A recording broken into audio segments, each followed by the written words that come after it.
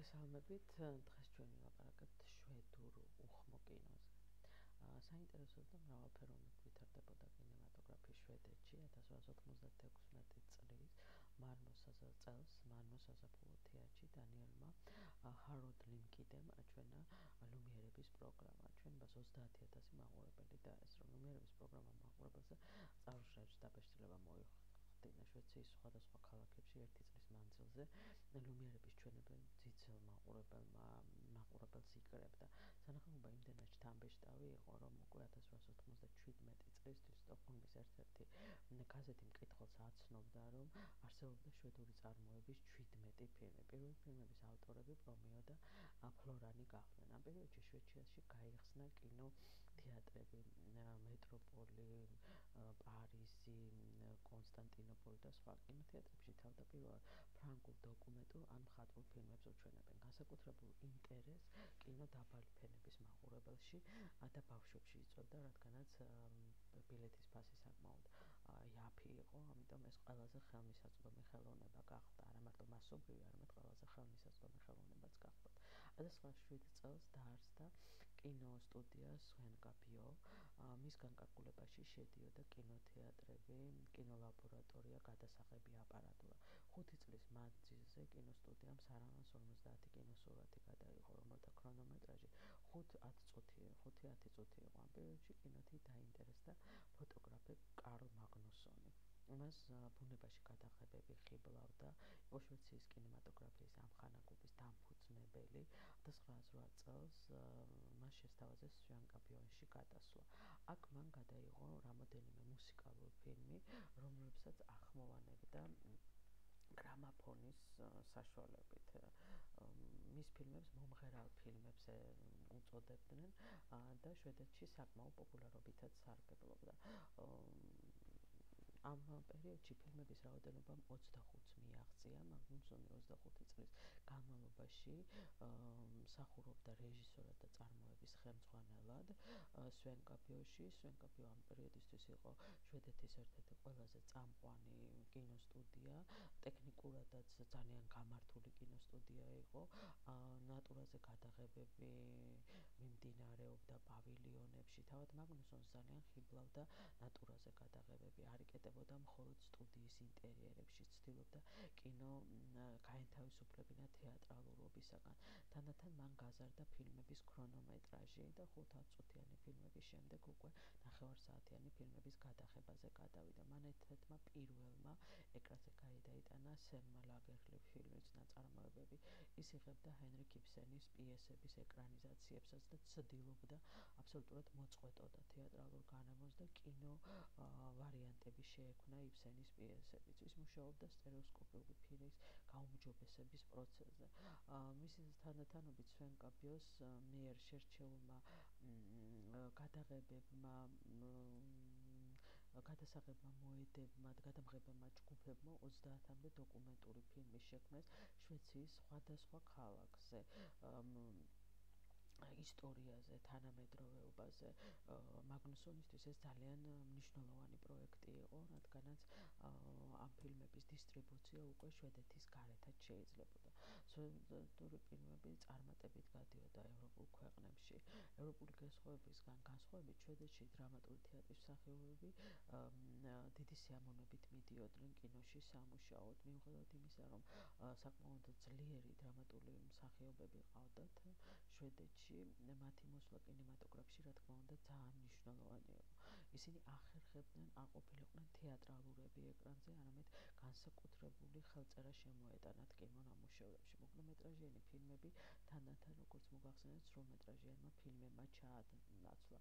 კინოსეანსებზე ქრონიკასაც უშვებდნენ, რაც ძალიან მნიშვნელოვანი იყო მაგნუსონისთვის, იმიტომ რომ ამ ქრონიკებს სხვადასხვა ქვეყნებში იღებდნენ და თითოეულ კინოსტუდიას ავალდებულებდნენ, რომ ფილმის წინ, ან მხატვრული ფილმის წინ, ან მხატვრული ფილმის შემდეგ ყოფილიყო კინოქრონიკაც ნაჩვენები. ნელ-ნელა უმჯობესდებოდა, რა თქმა უნდა, აპარატურა, ეკრანი აღარ ციმციმებდა, კინოაპარატი არ გრუხუნებდა, შესაბამისად შენდებოდა ახალი თეატრები, რომლებიც უფრო მეტ მაყურებელზე იყო გათვალისწინებული. კინოსტუდია სვენკობიოში კინოთეატრების ქსელი მთელ შვედეთში გაიხსნა. 1911 წელს სვენკობიო სტოკჰოლმში გადავიდა, უკვე იქ ააშენეს იმ დროისათვის თანამედროვე ტიპის კინოსტუდია, რომელშიც შესაძლებელი იყო არა მარტო გადაღებების წარმოება, არამედ ფილმის ბეჭდვა, გამჟღავნება და ასე შემდეგ. მაგნუსონი აქტიურად თანამშრომლობდა სტოკჰოლმის დრამატულ თეატრთან, აწყობდა მსახიობების შეხვედრებს პროვინციულ ქალაქებში მაყურებელთან. შეხვედრების შემდგომ ფირზე აღბეჭავდნენ და შესვენების დროს აჩვენებდნენ ან კინოსეანსის დასრულებისთანავე. 1912 წელს სწორედ მაგნუსონმა კინოში მოიყვანა ორი თეატრალური რეჟისორი და მსახიობი მორის სტილერი და ვიქტორ დევიდ შოსტრომი, რომელთა სახელთანაც არის ფაქტობრივად დაკავშირებული შვედური კინოს აღმავლობა და წარმატება. შოსტრომი განაგებდა თავისივე თეატრალურ დასს მალმოში, მაგრამ როდესაც მაგნუსისაგან მოწვევა მიიღო, იგი სიამოვნებით დაეთანხმა, რადგანაც უნდოდა კინოში თავისი ძალების მოსინჯვა. მიუხედავად იმისა, რომ ანანაირი კინემატოგრაფიული ცოდნა არ გააჩნდა და თეატრალურმა რეჟისორებმა ძალიან მალე მოიკიდეს ფეხი სვენკობიოში და მოიტანეს ახალი იდეები, ორიგინალური ხელწყობა. განსაკუთრებულ წარმატებას თეატრალურ მსახიობებთან თანამშრომლობისას აღწევდნენ. ისინი ხშირად ერთმანეთის ფილმებში როგორც მსახიობებიც თამაშობდნენ, იღებდნენ მონაწილეობას. სტილერი კომედიებს იღებდა ძირითადად, მოსწონდა კომბინირებული გადაღებები, ყურადღებას აქცევდა მონტაჟს, ებრძოდა ჰოლივუდის გავლენა შვედურ ფილმებზე და კომედიების შექმნისთვის მას ჟანრის სტილისტიც კი შეარქვეს კინომცოდნეებას. სტილერისაგან განსხვავებით შოსტრომი ძირითადად იღებდა ფსიქოლოგიურ დრამებს. პირველ მნიშვნელოვან ნამუშევრად შეიძლება ჩაითვალოს ინგებორგ ჰოლმი, რომელიც ამავე სახელწოდების პიესის მიხედვით იყო გადაღებული, როდესაც პატემეს ფილმი ნაღახა მას პათეტიკური დრამა უწოდა და ჩაერთო მის დისტრიბუციაში არა მარტო საფრანგეთში, არამედ ევროპის სხვადასხვა ქვეყნებში. შვედური ფილმები ამ პერიოდისთვის გადიცრიდნენ, რა თქმა უნდა, დანიური ნორდისტის ფილმების ზეგავლენას.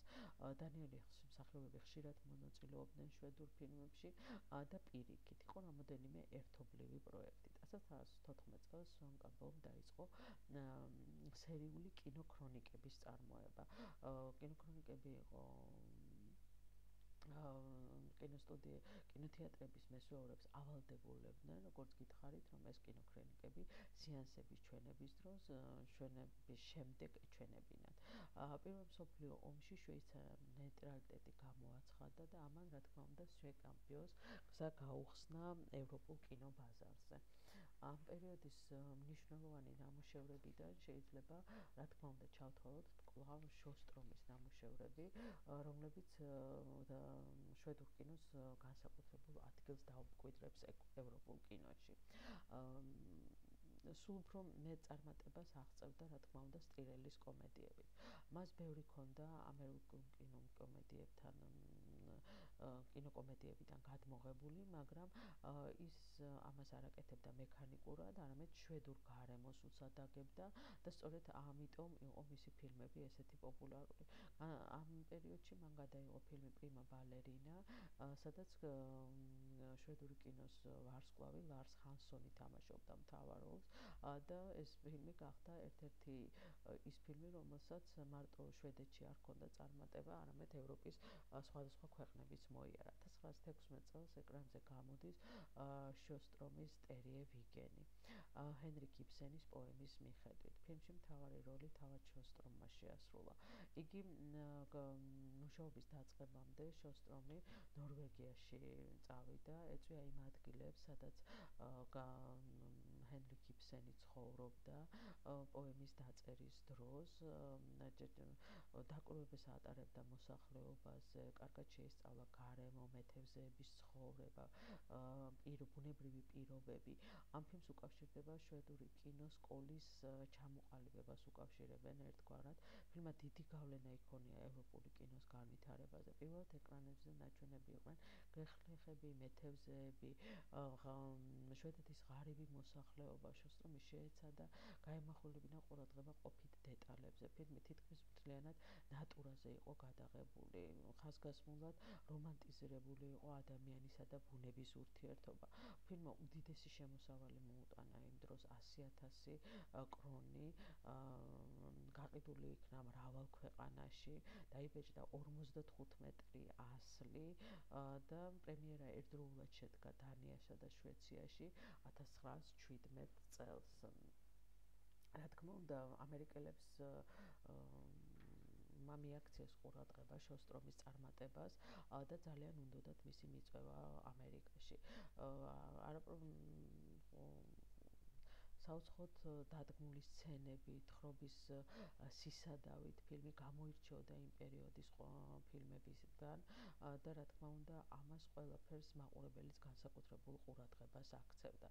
ასეთივე წარმატება ხვდა წილად შოსტრომის ფილმებს, რომლებიც მან სელმა ლაგერფელდის ნაწარმოებების მიხედვით გადაიღო. ეს იყო გოგონა ჭაობების ფერმიდან, ინგმარის ვაჟიშვილი, კარნა ინგმარის ქალიშვილი და სხვა. ლაგერფელდს იმდენად მოწონდა შოსტრომის მიერ გადაღებული მისი ნაწარმოებები, რომ ამ ფილმებს მუსიკას თვალებისთვის უწოდებდა. ეკრანიზაციებში დაოსტატებულმა შოსტრომმა გადაიხო იოჰან იუგონსონის პიესის მიხედვით მთიელი ეივინდი და მისი ცოლი. ფილმში ის კვლავ მთის მთავარ როლს თამაშობდა, გადაღებები ლაპლანდიის მთებში მიმდინარეობდა. შოსტრომის ახალი ფილმი ფლანდრიელი მხატვრების ნამუშევრებს შეადარეს და სვანკაპიომ ამ ფილმით ძალიან დიდი თანხები შემოუვიდა კინოსტუდიას, იმიტომ რომ ფილმი მომენტალურად შეიტყიდეს ამერიკასა და ევროპის სხვადასხვა ქვეყნებში. 1919 წელს ორი კინოსტუდიის ბაზაზე შეიქმნა სვენკა ფილმ ინდუსტრი კომპანი. ეს იყო ერთგვარი ცდა იმისათვის, რომ შვედეთის ამყვანი კინოკომპანია როგორმე გადაერჩინათ, იმიტომ რომ მიუხედავად იმისა, რომ შვედეთში ამ პერიოდისთვის 700 კინოთეატრი ფუნქციონირებდა, მათგან მხოლოდ 75 დედაქალაქში, ჯერჯერობით შვედური კინო უმკლავდებოდა ამერიკული კინოს შემოჭრას მათ ბაზარზე, მაგრამ ყველას კარგად ესმოდა, რომ ეს მხოლოდ დროებითი მოვლენა იყო. კომედიების პარალელურად სტილერი იღებს მელოდრამებს და ფსიქოლოგიურ დრამებს. ამ პერიოდში მან გადაიღო სრულმეტრაჟიანი ფილმი სიმღერა მეწამულ წითელ ყვავილზე.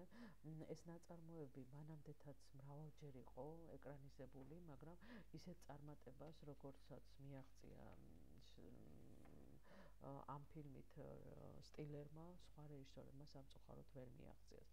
ცალმყრივი სიყვარულის თემაზე აგებული ფილმი მაყურებელში წარმოშრობს დაბეჭდილებას ტოვებდა მაყურებელზე. შოსტრომმა სტილერს შესთავაზა ლაგერლოფის ნაწარმოების ბატონ არნეს საგანძურის ეკრანიზაცია.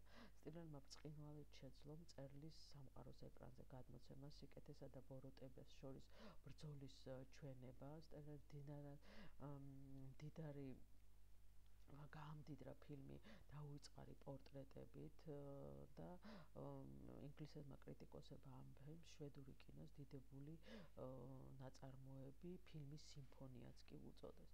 საუკეთესო შვედური ფილმები ხშირად გადიოდა ევროპულ ქვეყნებში, სადაც დიდი პოპულარობით სარგებლობდნენ. განსაკუთრებით სტილერისა და შოსტრომის ნამუშევრები შვედურ დრამებს, ფსიქოლოგიურ დრამებს ევროპელი მაყურებელი დიდი ინტერესით უყურებდა. 1923 წელს ამერიკელმა სემიულ გოლდვინმა შოსტრომი ამერიკაში მიიწვია სამუშაოდ, სადაც მან 8 წელი დაჰყო და სამშობლოში მხოლოდ 1930 წელს ხმის მოსვლასთან ერთად დაბრუნდა.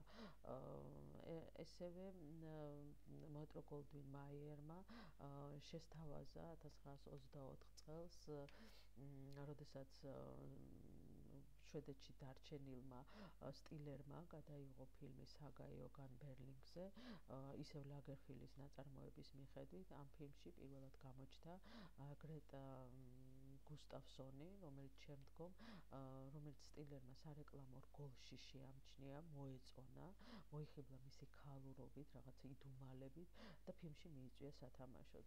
ლეგენდა გვამცნობს, რომ სწორედ მან შეუცვალა გვარი გრეტა გუსტავსონს და ეკრანს მოევლინა კინოვარსკვლავი გრეტა გარბო. სტილერი და გარბო დამეგობრდნენ, ამ წყვილს სხვადასხვანაირად მოიხსენიებდნენ იმ პერიოდში, მსეთუნახავი და ურჩხული, პიგმალიონი და გალათეა. სტრელი გარბოს მსახიობის ოსტატობას ასწავლიდა, მას იზიდავდა გარბოში იდუმალება, გარეგნული მომხიბვლელობა, განსაკუთრებული ქალურობა, როცა ბერლინში მეტრո-გოლდვინ-მეიერის წარმომადგენლებმა ნახეს ეს ფილმი, შოსტრომის მსგავსად სტილერიც ჰოლივუდში მიიწვიეს. სტილერი დათანხმდა ამ წინადადებას მხოლოდ ერთი პირობით, თუ მასთან ერთად ჰოლივუდში გაემგზავრებოდა მისი ფავორიტი მსახიობი ქალბატონი გრეტა გარბო. 1925 წელს სტელერი, გრეტა გარბო და შვედური კინოს კიდევ ერთი ვარსკვლავი ლარს ჰანსონი ერთად ტოვებენ შვედეთს და მიემგზავრებიან ამერიკაში. მართალია, შოსტრომიც და სტელერიც შემდგომ უბრუნდებიან შვედურ კინოს. გარბო რჩება ამერიკაში და ხდება ერთ-ერთი წამყვანი კინოვარსკვლავი, მაგრამ სწორედ ამ ორი დიდი რეჟისორის წასვლამ შვედური კინოდან გამოიწვია შვედეთში ძალიან დიდი კრიზისი. სიტუაცია ვერ გამოასწორა ვერც ისტორიულმა ფილმებმა, ვერც პიესების ეკრანიზაციამ. უკვე 1925 წელს ბევრი სხვა ევროპული ქვეყნების მსგავსად ადგილობრივი წარმოების ფილმები ბაზარზე მთლიანად ამერიკულმა ფილმებმა ჩაანაცვლა. ამ პერიოდისთვის ამერიკული ფილმები 70%-ს წარმოადგენდა ბაზრის, ხოლო თავად შვედური წარმოება მხოლოდ 3%-ს. 20-იანი წლების ბოლოს პირველად უფრო გააღრმავდა ეს კრიზისი და მხოლოდ ხმის მოსვლასთან ერთად შეიძლება ვისაუბროთ შვედური კინოს ხელმეორე აღორძინებაზე.